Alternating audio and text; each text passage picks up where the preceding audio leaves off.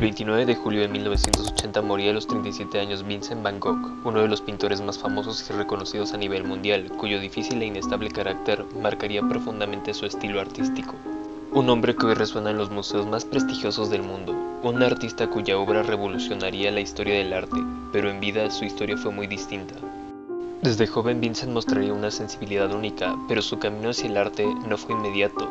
Intentó ser comerciante de arte, maestro e incluso predicador, pero fue en la pintura donde encontraría su verdadera voz. En 1869 comenzaría a trabajar como aprendiz en Goupil & Company. Más tarde se convertiría en Buceau de Valadon, una importante compañía internacional de comercio de arte de La Haya, de la que su tío, también llamado Vincent, fue socio.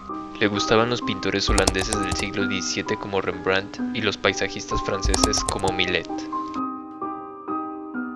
Sin embargo, lo trasladaron a Bruselas, ya que no tenía muy buen carácter, y poco después volvería a ser trasladado a Londres, donde conocería a su primer amor y también su primer crisis, ya que se enamoraría de la hija de los dueños de la pensión donde se alojaba, Ursula Loger, quien a sus 20 años pareciera que su relación se desarrollaría de manera rápida, y el pintor se enamoró profundamente de ella, aunque sus sentimientos no serían correspondidos, pues ella rechazaría su proposición de matrimonio.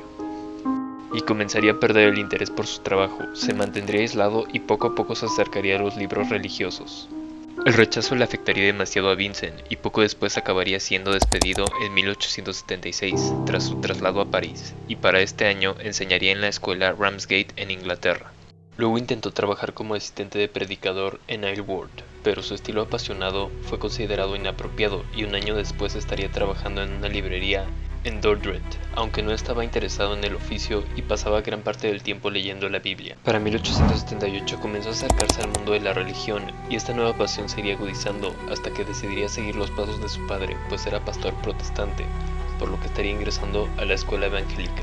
Y entre 1878 a 1890 intentaría entrar a la Facultad de Teología Protestante de Ámsterdam, donde también sería rechazado, por lo que iría al Centro Protestante de Bruselas en 1879 y sería enviado como misionero evangelista a Wasmes, una región minera.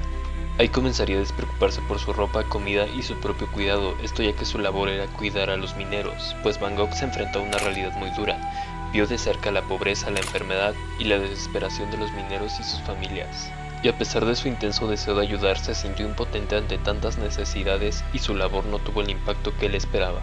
Esta frustración lo llevaría a cuestionar la efectividad de su misión. Tras su fracaso como predicador, terminaría siendo despedido por su enfoque radical de la fe. Vincent Van Gogh se encontró en una profunda crisis personal. Fue en ese momento, alrededor de 1880, cuando decidiría dedicarse completamente al arte, influenciado por su hermano Theo, y desde ese momento su carrera artística comenzaría. Vincent se trasladó a Bruselas y comenzó a estudiar dibujo por su cuenta. Su hermano Theo, quien trabajaba como mercante de arte, lo apoyó económicamente y lo animó a seguir su camino artístico. Y para 1881 regresaría a la casa de sus padres en Etten, donde comenzaría a practicar el dibujo con mayor disciplina. En este periodo estudió anatomía y perspectiva, elementos esenciales para desarrollar su técnica. Sus primeras obras estaban inspiradas en la vida campesina, con un estilo oscuro y terroso, influenciado por artistas realistas como Jean-François Millet. En 1885 creó su primera gran obra maestra, Los comedores de patatas, un cuadro que reflejaba la dura vida de los trabajadores rurales. Aún en esta etapa sus colores eran sombríos y su trazo buscaba capturar la realidad con crudeza. A través de esta obra, Van Gogh buscaba expresar su admiración por el trabajo duro y la sencillez de estas personas. Buscando mejorar su técnica y ampliar su visión artística, en 1886 se mudó a París, donde vivió con su hermano Theo. Allí entró en contacto con los impresionistas y postimpresionistas como Monet, Pissarro y Toulouse-Lautrec.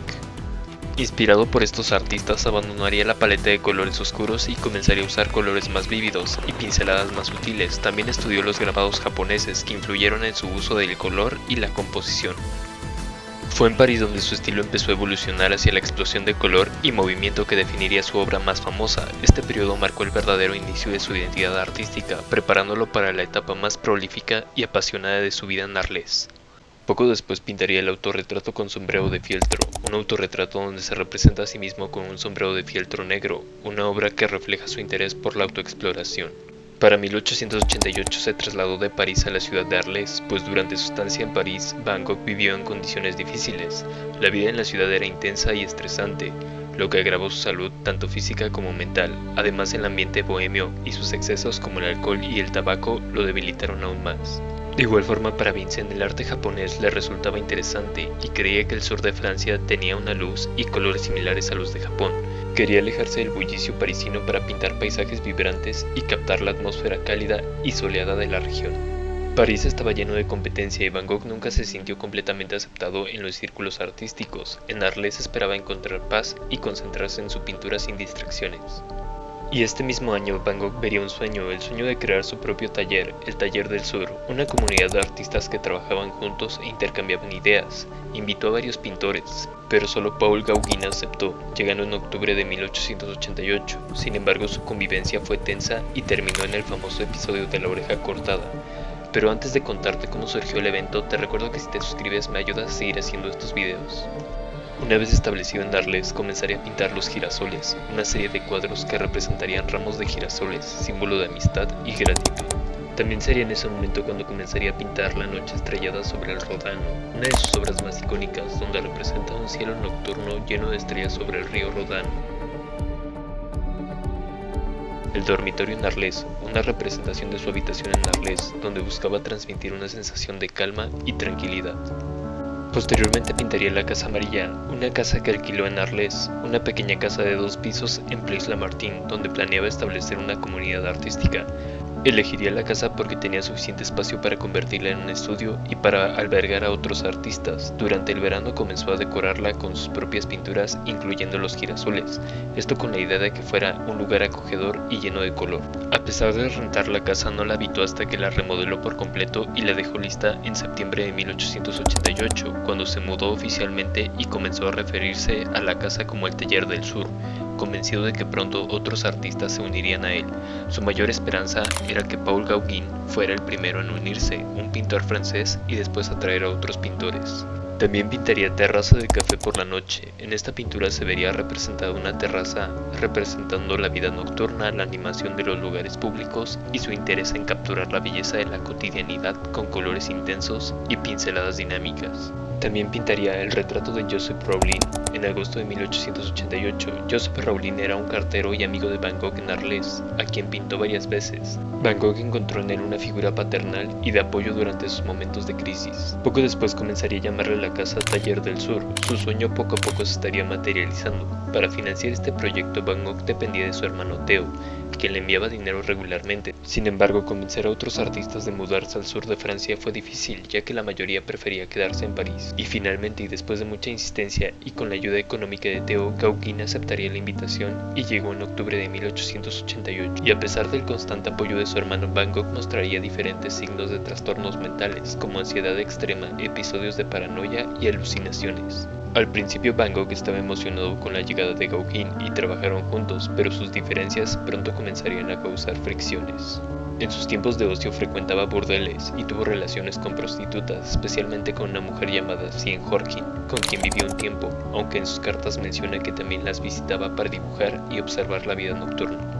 Van Gogh era emocional, impulsivo y obsesivo, mientras que Gauguin era más calculador y distante. Constantemente discutían sobre el arte, pues Van Gogh creía que pintar con emoción y espontaneidad, mientras que Gauguin prefería un enfoque más intelectual y estructurado. Posteriormente pintaría El Viñedo Rojo, siendo el único cuadro que Van Gogh vendió en vida. A menudo se asocia con la idea de cosecha y destino, un tema recurrente en su obra. También pintaría La silla de Van Gogh y La silla de Gauguin, donde mostraría la diferencia entre ambos artistas. Son dos cuadros complementarios que representan la diferencia entre ambos artistas. La silla de Van Gogh es simple con colores terrosos y una pipa, reflejando su carácter humilde y solitario. La silla de Gauguin es más elegante, con un asiento tapizado y una vela encendida, sugiriendo un espíritu más refinado y enigmático. Se interpreta como un símbolo del distanciamiento entre ambos y la ruptura de su amistad. Fue el 23 de diciembre de 1888, tras una fuerte discusión con Gauguin, cuando Van Gogh sufrió un episodio de crisis nerviosa. Se dice que Gauguin amenazó con irse, lo que pudo haber desatado un ataque de desesperación en Van Gogh, quien veía a Gauguin como la clave para que su Taller del Sur funcionara. Y en un acto impulsivo se cortó una parte de la oreja izquierda y se la entregó a una mujer en un burdel. Fue encontrado ensangrentado en su casa y hospitalizado. Gauguin dejó atrás Arles inmediatamente y el sueño del Taller del Sur se derrumbó. Llevaba meses en un estado de ansiedad constante, trabajando sin descanso y pasando días enteros sin comer bien.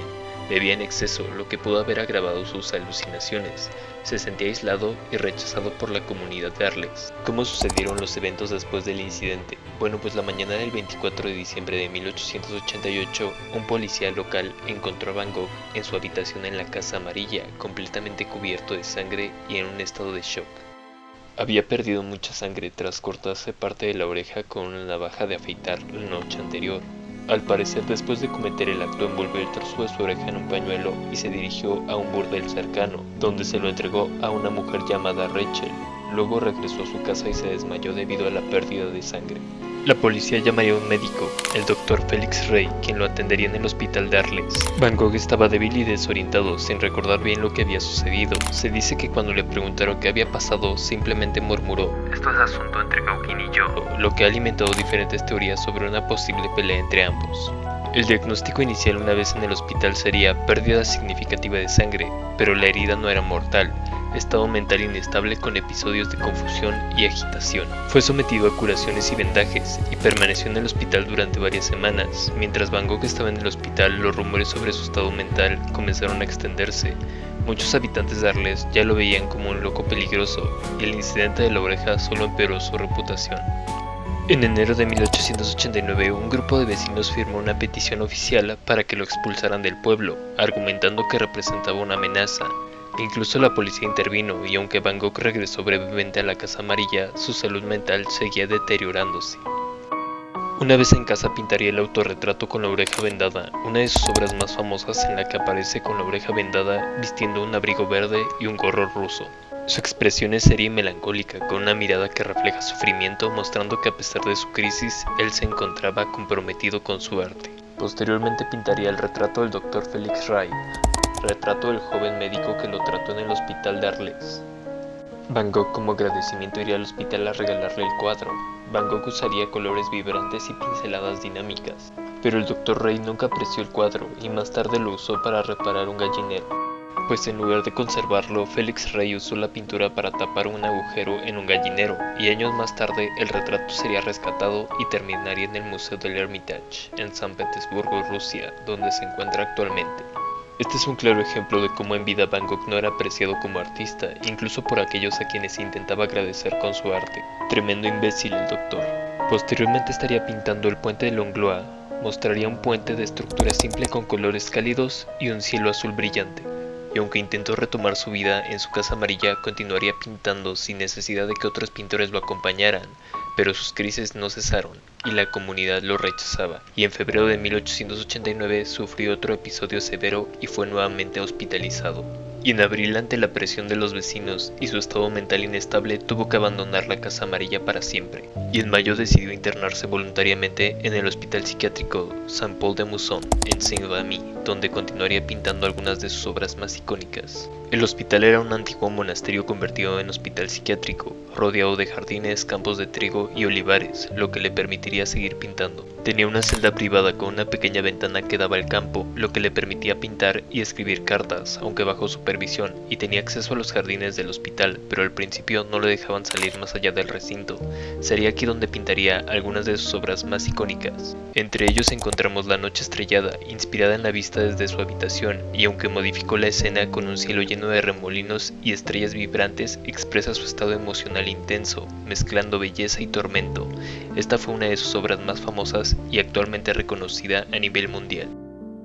Para mayo de 1889 pintaría su cuadro Irises, representando un campo de lirios en el jardín del hospital con pinceladas vivas y colores intensos. Lo pintaría como una forma de escape y terapia. Para julio de 1889 pintaría Campo de trigo con cipreses. Muestra un paisaje soleado con un campo dorado, montañas y cipreses que se retuercen en el viento. Después de esto únicamente pintaría varios autorretratos, ya que no tenía modelos, y en julio de 1889 sufrió un episodio severo y dejó de pintar por varias semanas. Y en diciembre de 1889 tuvo otra crisis grave en la que comió pintura y tremetina, un líquido proveniente de los abetos que funciona como disolvente en las pinturas, lo que obligó a los médicos a retirarle sus materiales de arte temporalmente. Pero, ¿por qué bebió pintura? Van Gogh tenía episodios de depresión profunda y ansiedad. Comer pintura podría haber sido un intento impulsivo de hacerse daño. En sus cartas también menciona sentirse atrapado y sin esperanza, lo que sugiere que podría haber estado en un estado de desesperación extrema. En una carta a Theo escribió que los colores tenían un significado emocional y profundo para él, por lo que comer pintura podría haber sido una expresión de su arte y su estado emocional. En sus cartas con su hermano mencionaba que el color amarillo era un color vibrante, lleno de luz y vida. Lo más probable es que quería sentirse lleno de vida a través del color. Con el tiempo recuperaría sus materiales, pero su estado mental seguía inestable hasta su salida de Saint-Rémy en mayo de 1890, y para 1890, y aunque seguía teniendo altibajos, su hermano Theo lo habría alentado a salir del hospital y encontrar un lugar donde vivir. Su estancia en Saint-Rémy fue un periodo de sufrimiento, pero también de increíble producción artística, y aunque estaba internado, su arte floreció, dejando algunas de sus obras más icónicas, pero la lucha interna nunca desapareció, y al final su búsqueda de paz quedó inconclusa. Después viajó y se trasladó a Auvers-sous-Oise, un pequeño pueblo cerca de París, buscando una nueva oportunidad de vida y tratamiento. Su hermano Theo organizó su traslado y le encontró un médico de confianza, el Dr. Paul Gachet, quien era aficionado al arte y había tratado a otros artistas. Y cuando parecía que ya no pintaría más, frenéticamente comenzaría una producción artística, dando obras como El retrato del Dr. Gachet, Campo de trigo con cuervos, La iglesia de Auvers, Ayuntamiento de Auvers-sous-Oise, el 14 de julio. Pero su hermano se vería en una mala racha financiera y esto preocupaba a Van Gogh, ya que siempre vivió gracias a los cuidados y atenciones que le prestaba Theo. Vincent sentía que era una carga y que nunca lograría independizarse, por lo que su estado de ánimo se vería más deteriorado. Y el 27 de julio de 1890, Van Gogh salió a pintar como de costumbre, pero esta tarde regresaría gravemente herido a la posada en la que vivía. Se había disparado en el pecho con un revólver. No murió de inmediato, pudo caminar de vuelta a la posada y recibió atención del Dr. Gachet. Cuando Theo llegó, Vincent le dijo sus últimas palabras registradas: "La tristeza durará para siempre". 2 días después, el 29 de julio de 1890, falleció a los 37 años. Fue enterrado en el cementerio de Auvers-sous-Oise y su hermano Theo murió 6 meses después, en enero de 1891. Van Gogh murió sintiendo que había fracasado, sin saber que sus pinturas se convertirían en algunas de las más valiosas del mundo.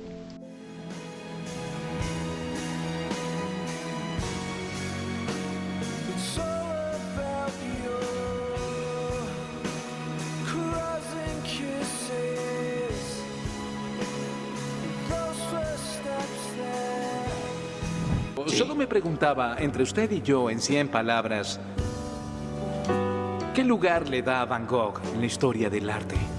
Bueno, esa es una buena pregunta. Pero para mí, Van Gogh es el mejor pintor de todos. Con certeza, el pintor más popular de toda la historia, el más amado. Su uso de colores es el más increíble. Él transformó el dolor de su atormentada vida en el éxtasis de la belleza. El dolor es fácil de retratar. Usar su pasión y dolor para retratar el éxtasis de la alegría y la magnificencia de nuestro mundo. Nadie lo ha hecho antes. Quizá nadie lo haga de nuevo. Para mí, ese extraño y salvaje hombre que vagaba por los campos de Provenza no solo era el artista más grande del mundo, también era uno de los hombres más grandes que ha vivido. La historia de Van Gogh es la historia de un hombre que en medio de la búsqueda por la aceptación y su lugar en el mundo se perdería a sí mismo, atrapado en su mente por el deseo continuo de éxito y su pasión ardiente por el arte, una vida en busca de aceptación, reconocimiento, paz y amor, pero solo encontraría rechazo, soledad y sufrimiento. Y así como cada pincelada era un acto de creación, también era un grito silencioso de auxilio. Fue un fracasado a los ojos de la sociedad, sus obras fueron ignoradas, su talento subestimado, su existencia reducida a la de un loco sin remedio. Solo la muerte pudo liberarlo de su tormento, y solo después de ella el mundo se dio cuenta de lo que había perdido. Pero ¿sabes qué hizo él que tú no? Lo intentó. Como dijo Ian McKellen, practica cualquier tipo de arte, no importa si no sabes nada, nadie nace sabiendo, haz aquello que siempre has querido hacer, y no lo dejes solo porque no te sale, solo porque no tengas éxito en ello. El arte se hizo para llenar el alma, no tus bolsillos. Solo así descubrirás qué es lo que llevas dentro. De otra forma, no encontrarás la belleza en la vida. Practice any art, music, singing, dancing, acting. Drawing, painting, sculpture, poetry, fiction, essays, reportage. No matter how well or badly, not to get money and fame, but to experience becoming. To find out what's inside you, to make your soul grow. Seriously, I mean, starting right now, do art and do it for the rest of your lives. Draw a funny or nice picture of Miss Lockwood and give it to her. Dance home after school and sing in the shower and on and on. Make a face in your mashed potatoes. Pretend you're Count Dracula. Here's an assignment for tonight, and I hope Miss Lockwood will flunk you if you don't do it. Write a 6-line poem about anything, but rhymed. No fair tennis without a net. Make it as good as you possibly can, but don't tell anybody what you're doing. Don't show it or recite it to anybody, not even your girlfriend or parents or whatever, or Miss Lockwood, okay? Tear it up into teeny-weeny pieces and discard them into widely separated trash receptacles. You will find that you have already been gloriously rewarded for your poem. You have experienced becoming, learned a lot more about what's inside you, and you have made your soul grow.